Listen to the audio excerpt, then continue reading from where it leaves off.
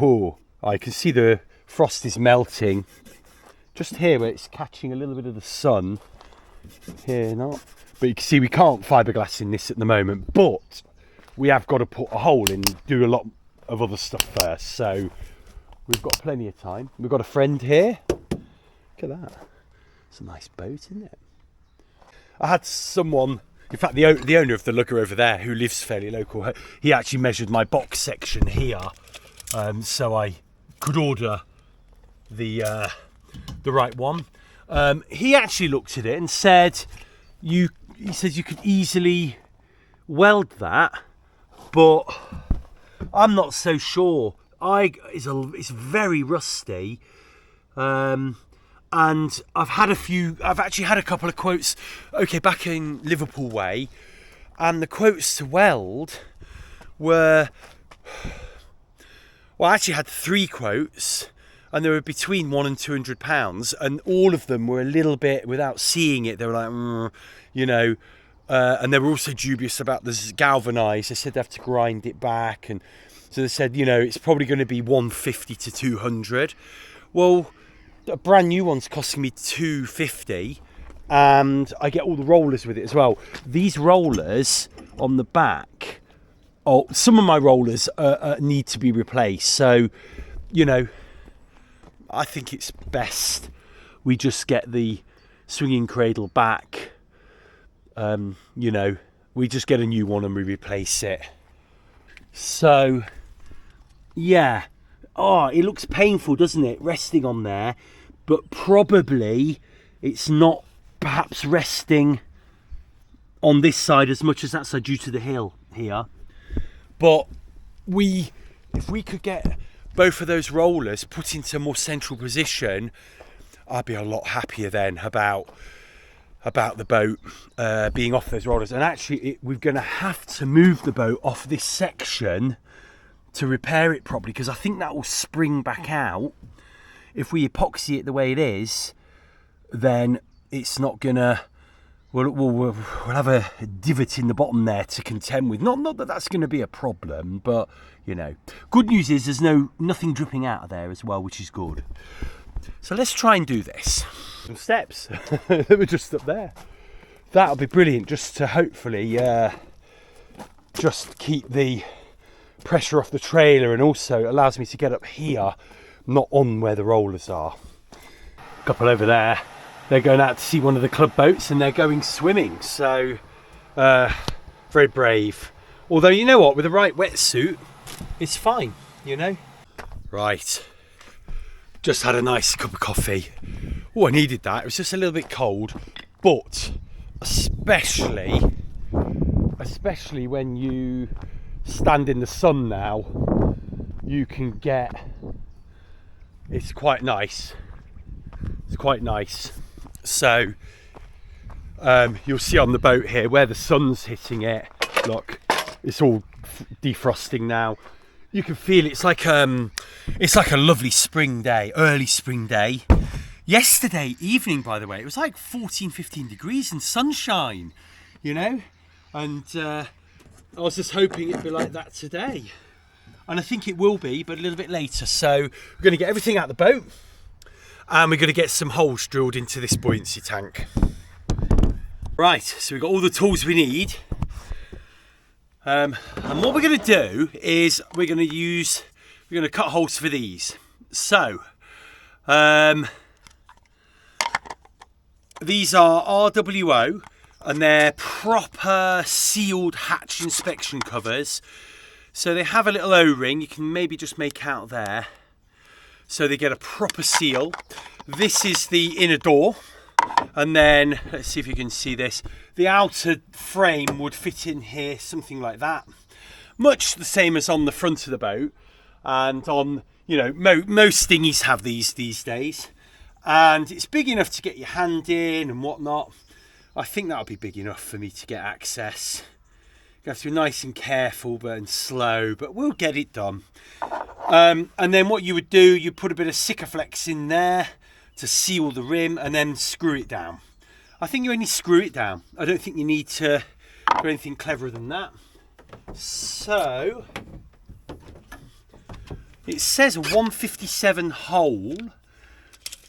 So let's just have a quick look at that. Yeah, that's bang on, 157. I think, yeah, that'll be a nice snug fit. Yeah, so that's okay, 157. So what we've got to do is work out, first and foremost, where we're going to put this inspection hatch. Now, I thought this was full of polystyrene, but it isn't proper full because I don't think you should be able to do this. So, yeah, well, we're going to find out what's actually in here. But one thing's for sure, we've got to have access to this tank because without it, we're not going to be able to repair the boat. First thing I've done here is I've raised the boat up now a little bit back. I've just managed to push her off the bow roller there. And as you can see, oh, it's nowhere near as pronounced now. As I thought, this has bounced back a little bit. So you can see, you can push, can you see how you can push that? And there is a bit of movement there. I'm going to leave those wooden blocks in just in case. But this roller is almost off there now. And then we are supporting the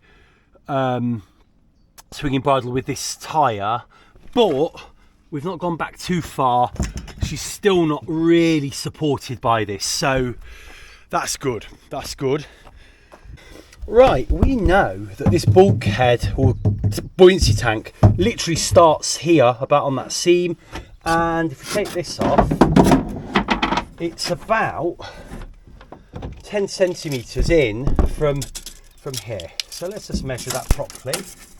It's actually just under 8. So I think we could measure along there and just put it in the middle. 40, about there. And then height wise, well, if we do it, to be honest with you, look at that. It's 39. I think we do it 20. So it's going to be there. Now, what we have to do is draw a circle around that. And it's got to be this distance. 75, 2.5, 78. So 75. 78.5. So 78 would be 156. That's right. So let's just do 78. It doesn't matter if it's a millimetre off. So we just get that on 78.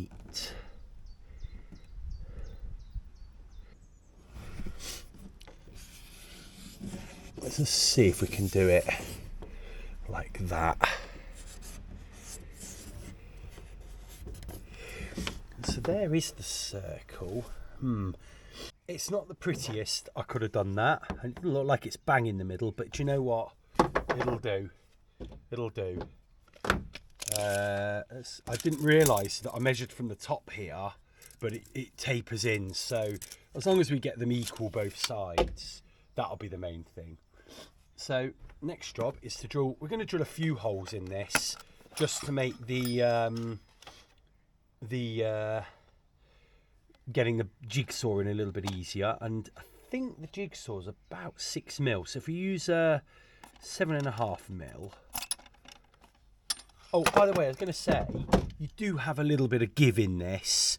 Once this is screwed in and sticked, it doesn't matter if this isn't massively flush on that. The tighter you can get it, the better, obviously. No going back now.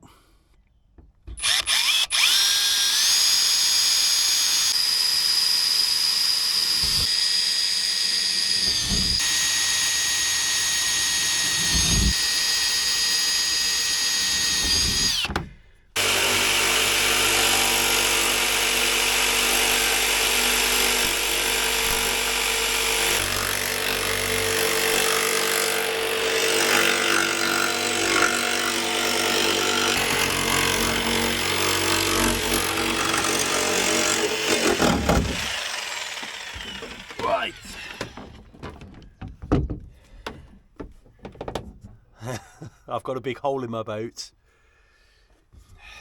Oh, right. First thing I can tell you is you can feel this is wet. Second thing is this polystyrene, yeah, it's definitely wet. Right, let's just get this out this way. Let's just see if we can get that to fit it. Oh yeah, that's a nice little fit. That's good. So I'm happy with that. But we're not going to bother putting these hatches in yet. Stupidly, I left that there to get all the fiberglass over it. So I'm just going to tidy up a little bit, and then we're going to, next job, we're going to chop this and get this hacked out little bit by little bit. Okay, right. So to do this, I'm just going to use a trusty old kitchen knife from the camper van, and we're just going to have to chop this up as best as we can, and then just bring it out little piece by little piece, I guess. That is the top there, I think. Or is there a bit more? Oh, I don't know, it's hard to tell. It's going to be difficult, this.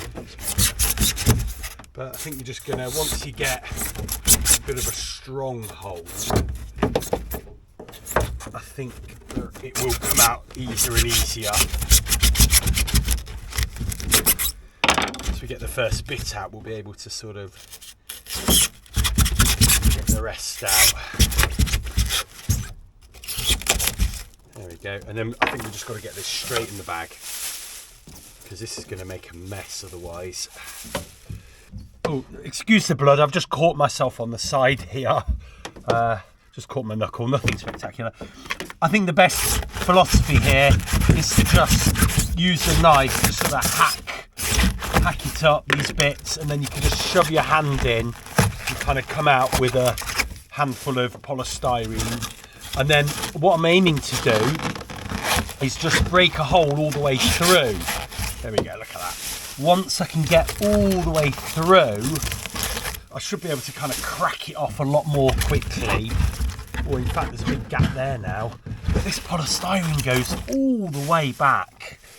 So there you can see there's this other piece at the back. But it's very wobbly, you know, and then there's a piece that is full. But the more I get out, the quicker the job becomes, to be honest with you. So we've got to the bottom. You can see there's still water inside here, and to be honest with you, I don't know how long this crack has been here, you know, because the polystyrene's going a bit. There is a little bit of, I wouldn't call it mould, but, you know, gunk, lake water on the bottom here. So hopefully we'll be able to get this dry and out. But you can see now, because I've got an edge. Oh, did you see that? Because we've now got edges to grab, you can sort of grab and yank, and it's all coming out a lot easier. Interestingly, don't know what that string's there. So hopefully this job's going to get a bit faster. Right. Been going at it about 20 minutes. I've had 2 of these bags out, and actually I've got rid of it all the way on the bottom. I don't know if you can see. Let's stick the camera all the way in. There you go. So there we go. Ignore that hole. That hole is where I've got one the other side as well. I don't really know why it's there, but you can see I've probably got access now to where we need to have access to. I think it's this little ridge here that's the problem. I have to double check that. It might be the ridge just above. So there's another ridge up here. I might have to cut away a little bit of this. Now, I don't think I'm going to need to cut away anymore, because this is all tied up with string. So I can actually leave a lot of this polystyrene in here. I could even put the original polystyrene back in if I don't really want to use. I don't really want to use this as stowage. There's no need. I don't need it. So yeah, that's good news on that front. You can see it's quite wet, so I'm going to need to dry this off, because I can't fiberglass wet. It'd just be a nightmare. I hope that dries off as well, so we can at least get something on there. But we now need to locate where the crack is. Now, if you look at the oar or the rollock there, and then look at the roller is there. It was a little bit further back, so you can see it is actually further back and down there. So actually that's interesting. So I think it is along that seam there. So this seam, if I can just use this seam here, and I think it's around here. So actually we didn't need to go that far forward. So the thing I'm going to do now is try and get this as clear as I can and see if I can literally find a crack in here. Hey, you're not going to be able to see this on the camera, unfortunately, but you're going to have to take my word for it. Hopefully the camera will show you. You can't see a thing, but it's here. If you have your nails here, you can actually get your nails in behind there. So you can see it's this panel here. Let me get the knife, because you see this little, so we call this a panel here, has almost pulled away from this corner here, and the crack has appeared along here. So it's obviously been pushed in, it's cracked, and now it's relaxed. You can feel that crack a lot more. That's why I reckon when it's in the water, the crack's a lot worse than when it's on the boat, because when it's on the boat, it's still being pushed in by the roller, whereas when it's on the water, it all relaxes and then the crack kind of appears bigger, and that would explain why this crack's bigger and letting water in a lot more than you realise. Oh, saying bye-bye. Bye! See you later. Oh, one goes, one arrives. Right, so I think we know where we're standing. We need to get this dry now and find out how far that crack goes back. So I've taken a little bit more out on the back here because I think we're going to need to. Now you might just be able to see those two very thin black lines, one there and one there. Maybe the Sharpie. Oh, there you go. That's roughly where the crack, it's a bit smaller than that, but that's roughly where the crack runs, where you can actually feel, you can get your finger behind it almost. It's really to about here, there, but we want to be able to find the glass much further back, and you know, this isn't structural really, so all we need to do is get that nice and dry now so we can get some fiberglass on it. I may cut back this little panel a little bit further so we can get a bit thicker fiberglass on there, or thicker mat on there. But actually the rest of the polystyrene I'm just going to leave in. It's all hanging and tied up, so I'm going to leave it in there because it probably won't make an awful lot of difference to the buoyancy this way.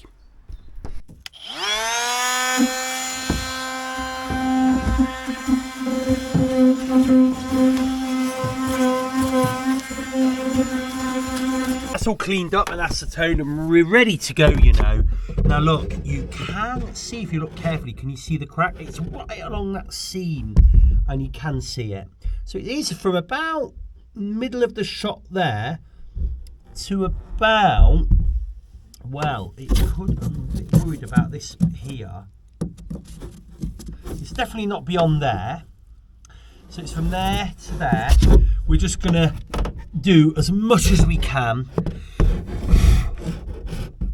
and then we'll see if she leaks. Just having an apple.